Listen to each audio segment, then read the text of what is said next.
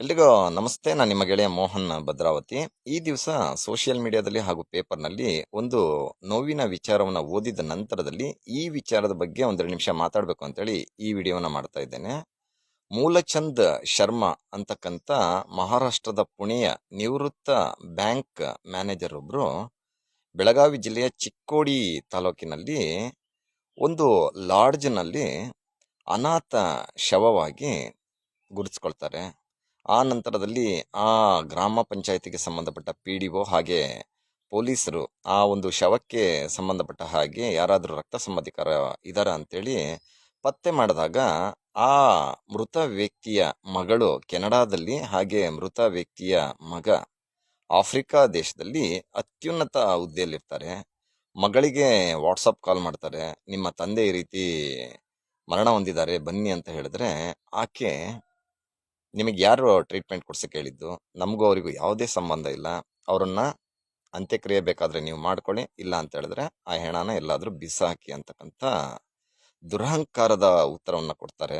ಹಾಗೆ ಮಗ ಸಂಪರ್ಕಕ್ಕೆ ಸಿಗೋದಿಲ್ಲ, ಅವರ ರಕ್ತ ಸಂಬಂಧಿಕರು ಯಾರೂ ಕೂಡ ಈ ಒಂದು ವಿಚಾರಕ್ಕೆ ತಲೆ ಹಾಕೋದಿಲ್ಲ.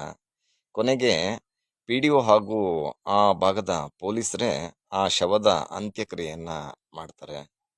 ನೋಡಿ, ಒಂದೊಂದೇ ವಿಚಾರದ ಬಗ್ಗೆ ಈಗ ಮಾತಾಡ್ತಾ ಹೋಗೋಣ. ಆತ ರಾಷ್ಟ್ರೀಕೃತ ಬ್ಯಾಂಕ್ ಒಂದರ ನಿವೃತ್ತ ಮ್ಯಾನೇಜರ್, ಹಾಗೆ ಇಬ್ರು ಮಕ್ಕಳುಗಳು ಕೂಡ ಅತ್ಯುನ್ನತ ಹುದ್ದೆಯಲ್ಲಿ, ಅದರಲ್ಲೂ ವಿದೇಶಗಳಲ್ಲಿ ಇದ್ದಾರೆ.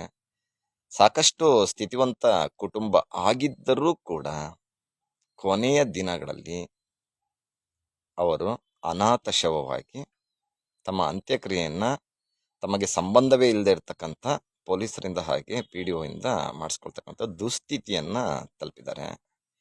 ಈ ಒಂದು ವಿಚಾರ ಯಾವುದೋ ಒಂದು ಪೇಪರ್ನಲ್ಲಿ ಒಂದೆರಡು ನಿಮಿಷ ಓದ್ಬಿಟ್ಟು ಅಥವಾ ಎಲ್ಲೋ ನೋಡ್ಬಿಟ್ಟು ಹಾಗೆ ಸುಮ್ಮನಾಗೋದಲ್ಲ. ಪೊಲೀಸ್ ಠಾಣೆಯಲ್ಲಿ ನಾನು ದಿನನಿತ್ಯ ನೋಡ್ತಾ ಇರ್ತಕ್ಕಂಥ ಪ್ರಕರಣಗಳ ಬಗ್ಗೆ ನಿಮ್ಮೊಟ್ಟಿಗೆ ಮಾತಾಡ್ತಾ ಇದ್ದೀನಿ.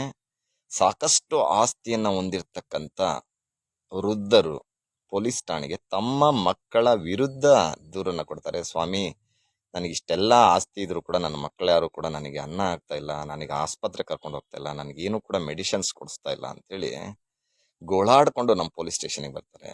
ಅವರ ಮಕ್ಕಳನ್ನ ಅಥವಾ ರಕ್ತ ಸಂಬಂಧಿಕರನ್ನ ಸ್ಟೇಷನ್ಗೆ ಕರೆಸಿ ವಿಚಾರಣೆ ಮಾಡಿ ಕೇಳಕ್ ಹೋದಾಗ ದೊಡ್ಡ ಮಗ ನಾನ್ ನೋಡ್ಕೊಳಲ್ಲ, ಕಿರಿ ಮಗ ನೋಡ್ಕೊಳ್ಳಿ ಅಂತಾನೆ. ಇನ್ನು ಹೆಣ್ಣು ಮಕ್ಕಳು ನಮಗೂ ಅವ್ರಿಗೂ ಸಂಬಂಧ ಇಲ್ಲ, ಏನಾದ್ರು ಮಾಡ್ಕೊಳ್ಳಿ, ಗಂಡು ಮಕ್ಳು ಬೇಕಾದ್ರೆ ನೋಡ್ಕೊಳ್ಳಿ ಅಂತಕ್ಕಂಥ ಒಂದು ತಾತ್ಸಾರ ಮನೋಭಾವನೆಯ ಉತ್ತರಗಳನ್ನ ಕೊಟ್ಟು ಆ ವೃದ್ಧರಲ್ಲಿ ಅನಾಥ ಭಾವವನ್ನು ಮೂಡುವಂತೆ ಮಾಡ್ತಾರೆ. ಇದು ಯಾವುದೋ ಸಿನಿಮಾದ ಕಥೆ ಅಲ್ಲ. ಈ ಹಿಂದೆ ಕೂಡ ನಾನೊಂದು ವಿಡಿಯೋ ಹಾಕಿದ್ದೆ. ಪೋಷಕರುಗಳು ಭವಿಷ್ಯದ ದಿನಗಳಲ್ಲಿ ಮಕ್ಕಳಿಗಾಗಿಯೇ ಎಲ್ಲ ಆಸ್ತಿಯನ್ನು ಅವ್ರಿಗೋಸ್ಕರನೇ ಮಾಡಿ ನಿಮ್ಮನ್ನ ಗಂಧದ ಕೊರಡಿನಂತೆ ತೇದು ತೇದು ತೇದು ಸವಕಳಿಯಾಗಿ ನಿಮ್ಮ ವೃದ್ಧಾಪ್ಯದ ದಿನಗಳಲ್ಲಿ ಯಾವುದೇ ಒಂದು ಹಣಕಾಸನ್ನ ಆಸ್ತಿಯನ್ನ ಹೊಂದದೆ ಇದ್ದು ಅವರ ಹತ್ರ ಬೇಡ್ತಕ್ಕಂಥ ಪರಿಸ್ಥಿತಿ ಖಂಡಿತ ಹೋಗ್ಬೇಡಿ. ನೀವು ಸ್ವಾರ್ಥಿಗಳಾಗಿ ನಿಮ್ಮ ಆಸ್ತಿ, ನೀವು ಉಳಿಸ್ತಕ್ಕಂಥ ಹಣ ನಿಮ್ಮ ಖಾತೆಯಲ್ಲಿದ್ರೆ, ಆ ಆಸ್ತಿ ನಿಮ್ಮ ಹೆಸರಲ್ಲಿದ್ರೆ ಎಲ್ಲರೂ ಕೂಡ ನಿಮ್ಮ ಕಾಲಡಿ ಬಿದ್ದಿರ್ತಾರೆ.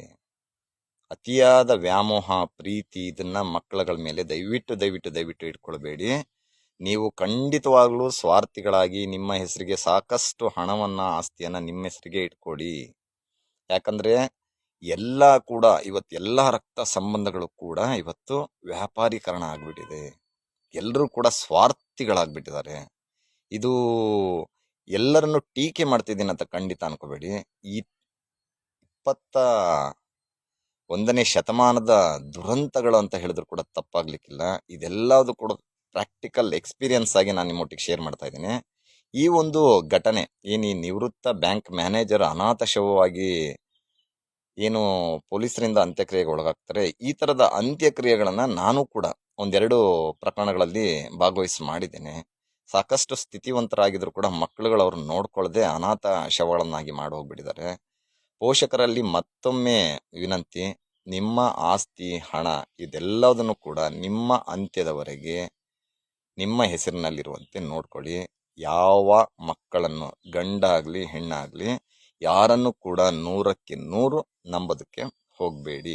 ಭವಿಷ್ಯದ ದಿನಗಳು ಇನ್ನಷ್ಟು ಕರಾಳವಾಗಲಿದೆ. ಯಾಕಂದ್ರೆ ಆ ರಕ್ತ ಸಂಬಂಧ ಹಾಗೆ ಮಾನವ ಸಂಬಂಧಗಳು ಬೆಲೆನೇ ಇಲ್ದಂಗೆ ಇವಾಗ ಒಂಥರ ಕೃತಕ ಸಂಬಂಧಗಳೆಡೆಗೆ ಮಾನವ ಸಂಕುಲ ಹೋಗ್ತಾ ಇದೆ.